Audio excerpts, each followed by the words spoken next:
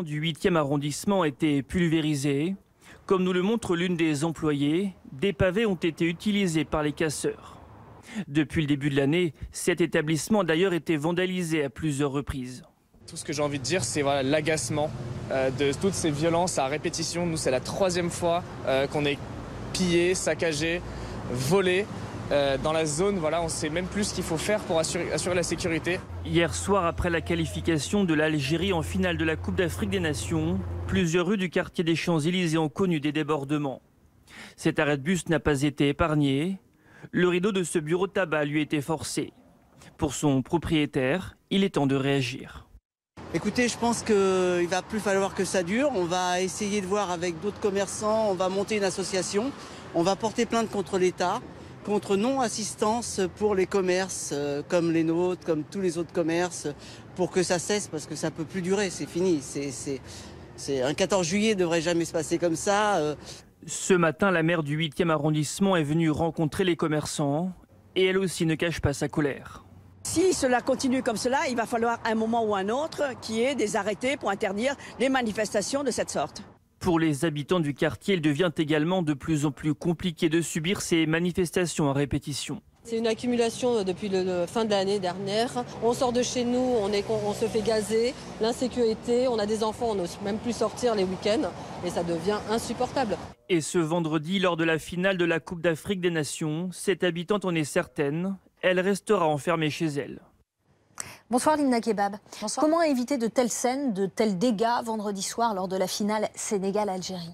Il faut déjà un vrai travail d'anticipation qui n'a pas eu lieu jeudi en fait. Autant hier on peut parler de la convergence des dates avec la fête nationale, mais on s'interroge aujourd'hui dans les rangs de la police de se dire pourquoi est-ce qu'il n'y a pas eu une stratégie mise en place dès jeudi soir, puisqu'on sait que de toute façon les matchs de l'Algérie à l'occasion de grands événements internationaux et qui sont relativement bien diffusés en France avec la diaspora algérienne qu'on connaît, n'a pas été prise en compte en fait par les autorités. Expliquez-nous ce qu'est ce travail d'anticipation, effectivement. Déjà, les remontées en matière de renseignement et puis aussi le travail avec les collectivités locales, parce qu'on sait pertinemment que beaucoup de supporters qui viennent sur les Champs-Élysées sont aussi des personnes qui arrivent de la banlieue, par exemple, ou des quartiers périphériques de Paris, et on peut très bien anticiper déjà avec ces zones-là, notamment les commissariats locaux, mais les maires aussi qu'il faut faire entrer dans la boucle, les travailleurs locaux, les médiateurs, etc.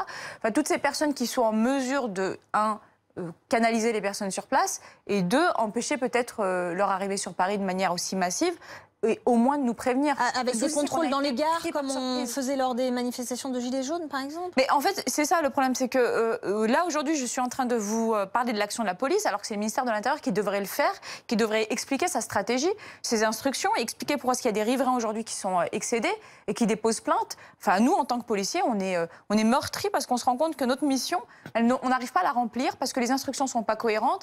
Et de la même façon qu'on a été à un moment, parce qu'il a fallu taper du poing sur la table en tant que syndicat de police et de dire que pour les Gilets jaunes, il fallait mettre en place une véritable instruction et une véritable autorité, une véritable autorité sur le maintien de l'ordre. Pourquoi est-ce qu'on ne le fait pas sur cette occasion-là? Ce qu'on a mis en place pour les Gilets jaunes, on peut très bien le mettre à cette occasion. C'est pas incompatible. Un syndicat de police propose la mise en place d'une fan zone pour encadrer la foule. Bonne ou mauvaise idée, Linda Kebab? Alors ça, c'est des considérations qui sont presque économiques. Si on considère que le nombre de supporters de l'équipe d'Algérie est suffisamment important et qu'il justifie l'ouverture d'une fan zone, pourquoi pas? Ça permet de contenir et d'avoir un véritable service d'ordre autour. C'est pour des raisons de sécurité, il le faut, ok. Le souci, c'est qu'aujourd'hui, on fait de la poésie avec la sécurité. C'est-à-dire que, vous le dites il y a quelques instants, il y a un problème d'équilibre. Le souci, c'est que ce problème d'équilibre, il n'est pas trouvé aussi parce qu'il y a un problème de priorité. Je vais vous prendre un exemple tout bête.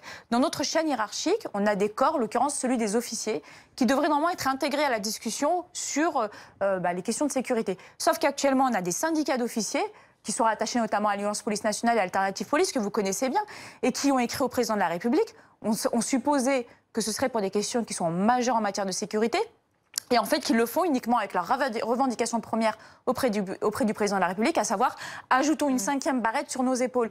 En fait, aujourd'hui, la police nationale est aussi complètement délaissée par sa hiérarchie, donc on n'arrive pas à avoir de véritable stratégie, il n'y a pas d'autorité, il n'y a pas d'instruction claire, et bref, on envoie les syndicats de police, un peu du corps d'encadrement, aller faire du travail de communication. Le ministre est totalement silencieux, le préfet de police encore plus. Donc comment est-ce qu'on peut dénouer la crispation auprès de la population, parce que c'est une question qui est sensible. On ne peut pas balayer les questions de sécurité et faire croire aux Français que ça n'existe pas, qu'il n'y a pas de problème. Mais de l'autre côté, il faut y répondre avec fermeté et pédagogie, c'est ce qui manque. Merci beaucoup Linda Kebab, merci Guillaume Fard. Retrouvez toute notre actualité sur videopolice.com, la chaîne YouTube d'Unité SGP Police.